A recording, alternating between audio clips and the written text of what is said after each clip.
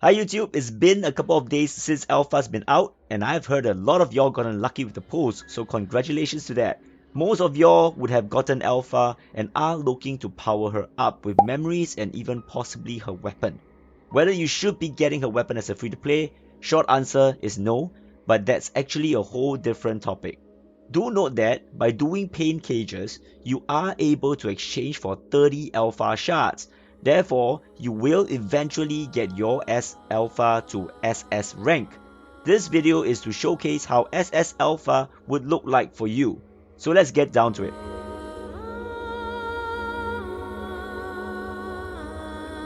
I have here SS Alpha with a 4-piece pattern and 2-piece Darwin. I've not fully resonanced my patterns yet, so there's still room for improvement. Her weapon at max.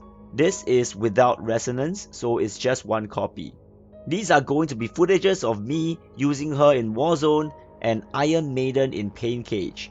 And I do stream on Twitch, so you can catch me live over there. As you can see here, for a single target fight, I'm using a Nanami, and I used a 3-ping blue to start off with a defense down. Now, one of the basics about Alpha is about her 3-ping blues. So to start off a core passive, you need to 3-ping blue into any other 3-ping. However, if you want to go into a sword wave, you know that 3-ping blues actually buffs her damage for the next 5 seconds. So you want to make sure that every single sword wave, or as much as possible, you go in together with this buff active. So that is number one. Something to take note about SS Alpha is that she gets additional 10% damage when performing 3-ping raids. To maximize this effect, you would probably want to 3-ping blue into a 3-ping red if possible. So that is probably something that you want to start getting used to before you get your SS Alpha. So you don't have to swap or change your gameplay when you eventually get her there. So you can see from this fight here, I wasn't really lucky with the 3-ping reds, so I've been getting 3-ping yellows. A lot of times it would be RNG, but of course, if I had more 3-ping reds, I will be able to dish out more damage because of the SS Alpha's buff. Whew, this one might be a better score.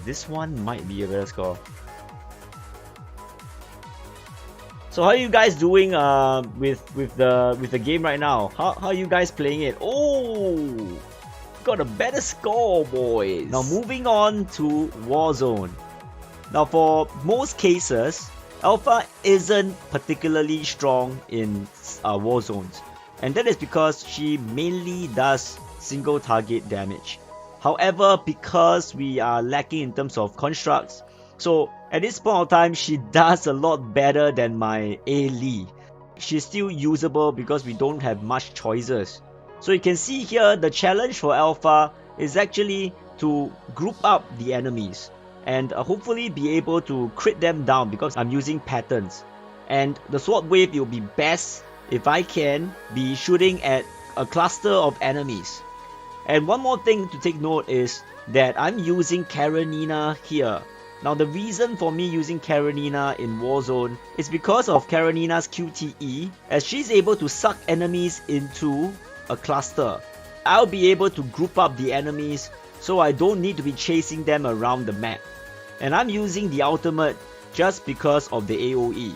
You can see here I managed to get a 3-ping blue into a 3-ping red, so I get additional buffs for this 5 seconds. And for this situation, the units are very far apart, so I'm trying to push them together, hopefully be able to save some time by hitting more units at once. Now most of the time, when you're using Alpha, you would not want to spam her orbs, because you want to be charging and saving orbs just for her sword wave. Well, that's most of the time. You generally want to be saving orbs and waiting for that opportune moment to actually enter a sword wave so that you have more orbs to spam during her sword waves.